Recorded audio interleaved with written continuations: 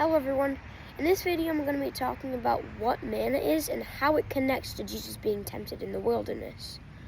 Most people think that manna is simply a food that God gave Israel for 40 years that kept them sustained, but I think that it's a little more than that.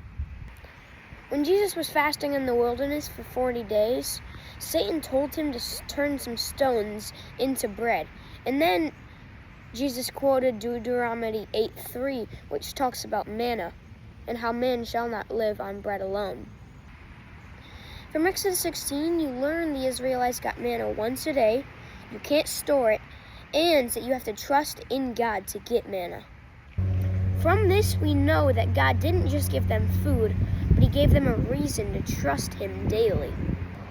We can also see in Deuteronomy 8:3 that God gave the Israelites manna to not just feed them, but teach them a lesson. Manna was a lesson about dependence and how you have to live on God's word, not just physical food. It was real food, but it meant something deeper. Now let's go to when Jesus was being tempted in the wilderness. Jesus was fasting for 40 days, kind of like how the Israelites had manna for 40 years. Jesus was literally starving, and then Jesus was tempted by the devil to eat bread. That's when Jesus quoted Deuteronomy 8:3, the verse about manna. Men shall not live on bread alone, but every word that comes from the mouth of God.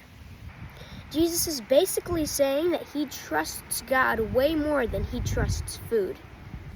So how do these stories connect? Well, Israel had food, still complained it didn't trust God. While Jesus didn't have food, he was starving and trusted God completely. Jesus is reliving the Exodus story, but doing it perfectly. Let's go to John 6, when Jesus says that he's the bread of life. This is saying that man is temporary, yet Jesus is eternal. A lot of us are like Israel. We still complain, though we have everything, and we don't trust God. Honestly, I'm like this more than I want to admit. The real question is, do you trust God only when you're full, or also when you're empty? I hope that you guys enjoyed this video and learned at least something from it. Have a nice day.